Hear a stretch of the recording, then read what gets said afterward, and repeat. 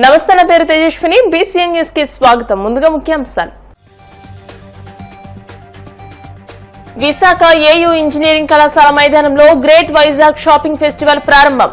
స్వర్ణాంధ్ర సాధనలో జీఎస్టీ 2.0 గొప్ప game changer అన్న కలెక్టర్ హరీంద్ర ప్రసాద్. సీఎం చంద్రబాబుకి చిత్తశుద్ది ఉంటే నకిలీ లిక్కర్ దందాలో పట్టుబడిన నిందితులను కఠినంగా శిక్షించాలి. వైసీపీ నేత పోతిన మహేష్ డిమాండ్. విశాఖ జిల్లా అక్కయ్యపాలెంలో వివాహిత హత్య కేసులో నిందితుడి అరెస్ట్. గంటల వ్యవధిలోనే అదుపులోకి తీసుకున్న సిబ్బందిని అభినందించిన సిపి డీసీపీ.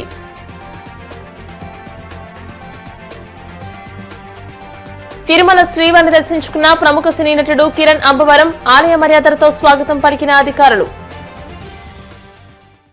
పేద మధ్యతరగతి ప్రజల ఆర్థిక అభివృద్దిలో స్వర్ణాంధ్ర సాధనలో జీఎస్టీ 2.0 గొప్ప గేమ్ చేంజర్ గా నిలుస్తోందని విశాఖ జిల్లా కలెక్టర్ ఎంఎన్ హరీంద్ర ప్రసాద్ అన్నారు. ఈ శుభ పరిణామంతో భారతదేశం ప్రపంచంలోనే 3వ అతిపెద్ద ఆర్థిక వ్యవస్థగా ఎదుగుతుందని ఆశాభావం వ్యక్తం చేశారు.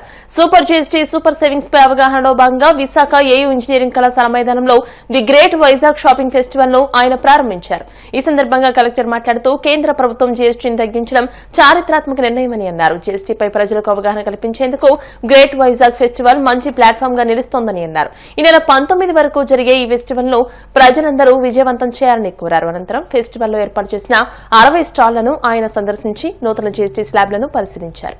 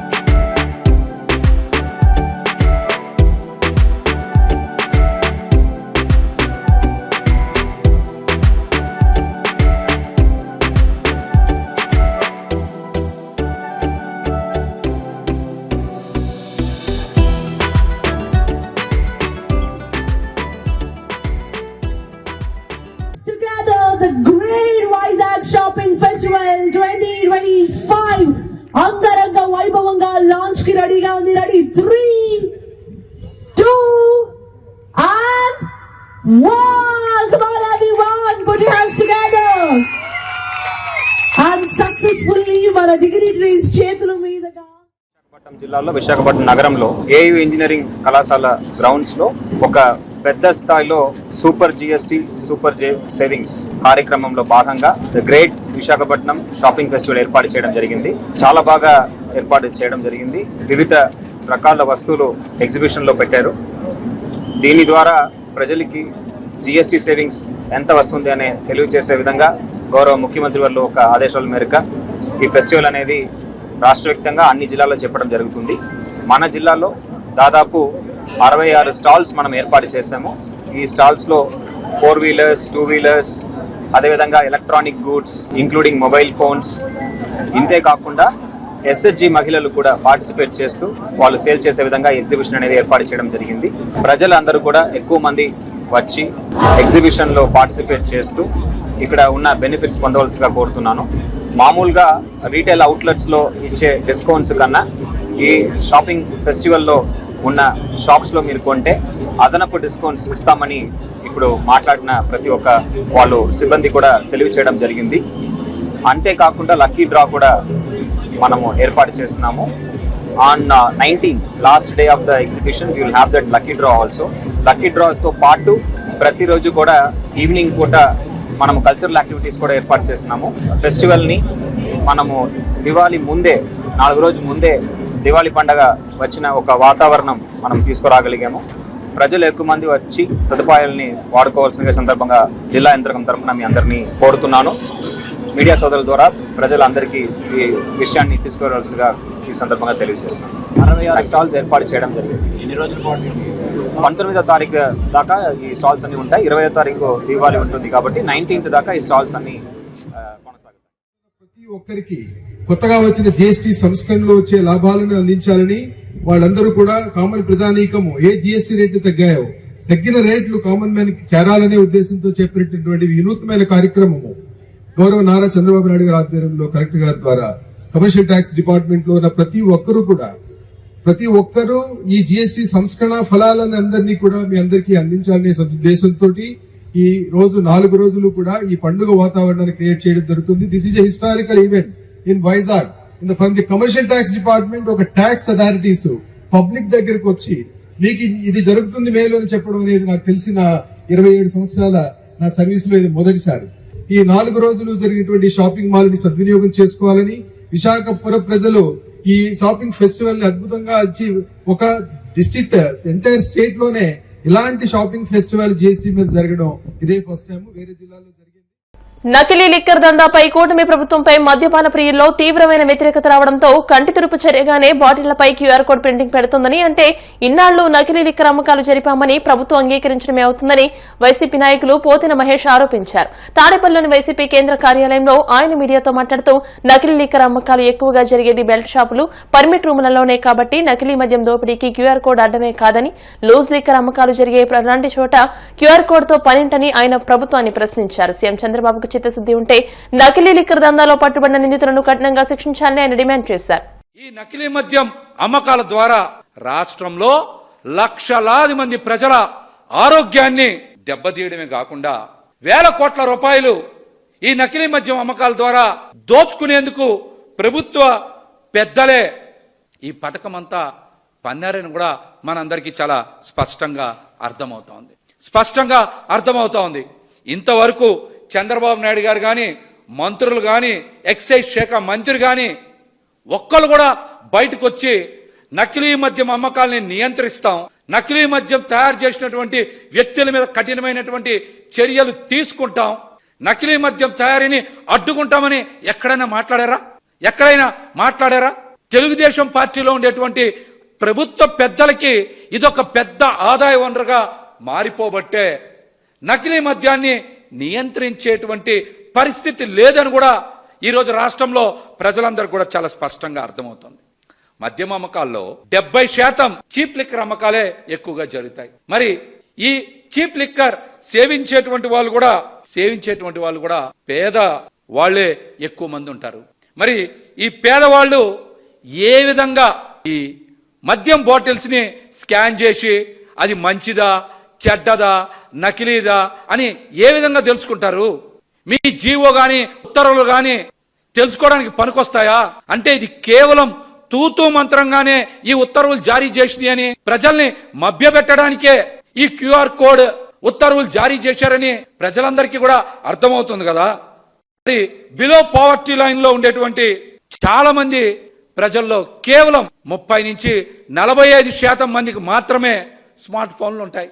వాళ్ళలో కూడా చాలా మందికి ఈ స్మార్ట్ ఫోన్లు వాడడం కూడా చాలా మందికి తెలియదు. మరి అట్లా తెలియనటువంటి వాళ్ళు అసలు సరికేది, నకిలీ సరికేది, ఏది మంచి మద్యం ఏది నకిలీ మద్యం అని ఎలా తెలుసుకుంటారు? చంద్రబాబు నాయుడు గారు ఇచ్చినటువంటి జీవో ప్రజల్ని మోసం చేయడానికే కదా, మభ్యపెట్టడానికే కదా మీరు ఈ జీవో ఇచ్చింది. ఎక్కడైనా సరే నకిలీ మద్యం అరికెట్టేలాగా మీరు ఈ జీవో జారీ చేశారా చెప్పండి. అట్లాగనే క్యూఆర్ కోడ్ కూడా ఎవరు తనిఖీ చేస్తారు? మీరు చెప్తున్నటువంటి క్యూఆర్ కోడ్ ఎవరు తనిఖీ చేస్తారు? వైన్ షాప్ యజమానులందరూ కూడా ప్రైవేట్ వ్యక్తులే కదా. ఈ రాష్ట్రంలో ఎక్కువ వైన్ షాపులు ఉన్నది కూడా తెలుగుదేశం పార్టీ వాళ్ళకే కదా. వీళ్ళందరూ కూడా చంద్రబాబు గారి నకిలీ మద్యం మాఫియా మొత్తాన్ని కూడా కింది స్థాయిలో నడుపుతున్నటువంటి వ్యక్తులే కదా. వీళ్ళందరూ వాళ్లే కదా. చంద్రబాబు నాయుడు గారి మాఫియా నెట్వర్క్ ని కింది స్థాయిలో అమలు చేస్తున్నటువంటి వీళ్ళు క్యూఆర్ కోడ్ ని స్కాన్ చేయగలుగుతారా చెప్పండి? క్యూఆర్ కోడ్ ని స్కాన్ చేయగలుగుతారా? నకిలీ మద్యం అమ్మకం చేసినటువంటి వాళ్ళే ఇది మంచి మద్యమని లేకపోతే నకిలీ మద్యం అని క్యూఆర్ కోడ్ ని స్కాన్ చేసేటువంటి అవకాశం ఉంటుందా? నకిలీ మద్యం అమ్మే దొంగలకే విచారణ చేసేటువంటి అవకాశం చంద్రబాబు నాయుడు గారు కల్పించారు. నకిలీ మద్యం అమ్మకాలు చేసేటువంటి దొంగలకే చంద్రబాబు నాయుడు గారు విచారణ చేసుకోమని అవకాశం కల్పించారు. ఇది ప్రజలను మభ్యపెట్టడం కాదా? అక్కయ్యపాలెం నందగిరి నగర్లో వివాహితను నడి రోడ్డుపై హతమార్చిన వ్యక్తిని పోలీసులు కొద్ది గంటల వ్యవధిలోనే చాకచక్యంగా పట్టుకున్నారు. 4వ పట్టణ పోలీస్ స్టేషన్లో ఏర్పాటు చేసిన మీడియా సమావేశంలో ఏసీపీ లక్ష్మణమూర్తి కేసు వివరాలు వెల్లడించారు. శ్రావణ సంధ్య అలియాస్ సోనుకు 9 ఏళ్ల క్రితం రాయ్గఢ్కు చెందిన మణికంఠతో వివాహమైంది. వీరికి 2 కవల కుమారులు. అయితే మానసిక వైకల్యంతో కుమారులు పుట్టడంతో భార్యాభర్తల మధ్య గొడవలు జరిగేవి. దీంతో 7 ఏళ్లుగా వారు విడిగా ఉంటున్నారు. నందగిరి నగర్లో సోను ఒక కుమారుడితో ఉంటుంది. మరో కుమారుడు హాస్టల్లో ఉంటున్నాడు. సోనుకు సమీపంలో ఉంటున్న కార్పెంటర్ కండిపిల్లి శ్రీనివాస్ కు మధ్య కొంతకాలంగా గొడవలు జరుగుతున్నాయి. బుధవారం కూడా గొడవ జరగడంతో వాకింగ్ కు వెళుతున్న సోను పీకను శ్రీనివాస్ పదునైన చాకుతో కోయడంతో అక్కడికక్కడే మృతి చెందింది. అక్కడి నుండి పారిపోయిన శ్రీనివాస్ ను రైల్వే స్టేషన్ సమీపంలో సీఐ సిహెచ్ ఉమాకాంత్ ఆధ్వర్యంలో సిబ్బంది చాకచక్యంగా పట్టుకున్నారు. హత్య జరిగిన కొద్ది గంటల్లోనే నిందితుడిని పట్టుకున్న సీఐ ఉమాకాంత్ సిబ్బందిని సిపి శంకబ్రత బాగ్చి, డీసీపీ మేరీ ప్రశాంతి అభినందించినట్టు ఏసీపీ పేర్కొన్నారు. జరిగిన సంఘటన మన అక్కయ్యపాలెం దగ్గర నందగిరి నగర్ ఒక వీధిలో జరిగింది. ఒక మహిళను ఒక వ్యక్తి హత్య చేసిన సంఘటన. ఈ సంఘటనలో ముఖ్యంగా మన 4th టౌన్ సిఐ గారు వాళ్ళ ఎస్ఐ సిబ్బంది అంతా కూడా చాలా కొద్ది గంటల సమయంలోనే ఇమీడియట్ గా రెస్పాండ్ అయ్యి ఎవరైతే హత్య చేశాడో ఆ వ్యక్తిని చాకచక్యంగా అదుపులోకి తీసుకోవడం జరిగిందండి. దానికి సంబంధించి మన commissioner of police Shri Shankhabrata Bagchi IPS గారు, అలాగే DCP 1 madam Shri Mary Prashant IPS madam కూడా మా సిబ్బందిని చాలా అభినందించారు. ఎందుకంటే ఇలాంటి మర్డర్ కేసులో ఇమీడియట్ గా స్పందించి ముద్దాయిని అదుపులోకి తీసుకోవడం జరిగిందండి. దానికి గాను వారికి మా ఆఫీసర్స్ అంతా కూడా నేను కూడా వాళ్ళకి అభినందిస్తున్నాను. అయితే ఈ సంఘటన ఏంటంటే ఇద్దరు కూడా ఎవరైతే మృతురాలు ఒక హంతకుడు కూడా ఇద్దరు కూడా ఒకే దగ్గర ఉంటున్నారండి. పక్క పక్కనే ఉంటున్నారు. అంటే ఒక చిన్న వీధిలో ఎదురు దగ్గరలో ఉంటున్నారు. ఇద్దరికి కూడా పరిచయం ఉంది. అయితే దీనికి కారణం ఎందుకు చంపాడు అనే కారణం చూసుకుంటే ముఖ్యంగా ఇద్దరికి కూడా మనస్పర్ధలు ఉన్నాయండి. గత 8 మాసాల క్రితం 8 నెలల క్రితం కూడా సదరు మృతురాలు మన ఒక రిపోర్ట్ అతని మీద ఇవ్వడం కూడా జరిగిందండి. దేని గురించి అంటే ఆవిడ తాలూకా స్కూటీ బైక్ని ఇతను డామేజ్ చేశాడు అనేటువంటి కారణం చూపిస్తూ అతని మీద రిపోర్ట్ ఇస్తే అతను దాన్ని తప్పు ఒప్పుకొని కూడా కొంత డబ్బు కూడా ఇచ్చి దాని డ్యామేజ్ రిపేర్ చేయడం జరిగింది. కానీ అతను ఇప్పుడు తిరస్కరిస్తున్నాడు, అది వేరే వాళ్ళు చేస్తే నా మీద పెట్టారు అన్నట్టు. అప్పటి నుంచి కూడా ఇద్దరికి కూడా గొడవలు అవుతున్నాయి. అదేవిధంగా ఇతను వేరే ఒక అమ్మాయితో క్లోజ్గా మూవ్ అవుతున్నాడు, మాట్లాడుతున్నాడు అని చెప్పేసి ఆమె అది చేయొద్దని ఇతను ఎక్కువగా మందలించడం, తిట్టడం, ఇతరులు ఆ విషయంలో కూడా గొడవ పడడం జరిగిందండి. ఆ విషయంలో నిన్న కూడా ఆ విధంగా ఆమె ఇతనితో గొడవపడి ఇద్దరు కూడా గొడవపడ్డారు. గొడవపడిన సందర్భంలో వీడు వృత్తిరీత్యా కార్పెంటర్ అండి. కాబట్టి అతని పాకెట్లో ఒక కత్తి షార్ప్ ఎడ్జ్డ్ నైఫ్ కూడా ఉందండి. దానివల్ల ఆ నైఫ్ని తీసుకొని ఇమీడియట్గా ఆమె ఎప్పుడైతే ఇతను ఆర్గ్యుమెంట్ చేసి ఇద్దరికి కూడా ఉన్న పాత మనస్పర్ధల కారణంగా అతని దగ్గర ఉన్న షార్ప్ ఎడ్జ్డ్ నైఫ్ పదునైన కత్తిని తీసుకొని అందరూ చూస్తుండగానే బయట వీధిలో చిన్న సందు లాంటిది ఆమెని కత్తితో మెడ మీద కోసి చంపడం జరిగిందండి. ఆ సందర్భంతో అక్కడి నుంచి అతను అబ్స్కాండ్ అయిపోయినాడు. మనకి పోలీస్ సమాచారం వచ్చి మా వాళ్ళు వెళ్ళేసరికి అక్కడ లేడు.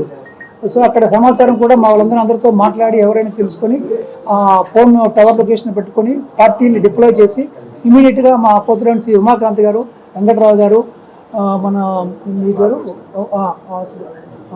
బాలకృష్ణ గారు ఇద్దరు అందరూ కూడా టీం అంతా కూడా వెళ్ళి అరెస్ట్ అంటే అదుపులో తీసుకోవడం జరిగిందండి. ఈ విషయంలో మీరు పోలీస్ తాలూకు ఎఫర్ట్ని మీరు కొంచెం గుర్తించి ఆ విధంగా పబ్లిక్ తెలియజేస్తారు. జీఎస్టీ సంస్కరణలతో అన్ని వర్గాలకు లబ్ది చేకూరుతోందని ఉంగుటూరు ఎమ్మెల్యే పచ్చమట్ల ధర్మరాజు అన్నారు.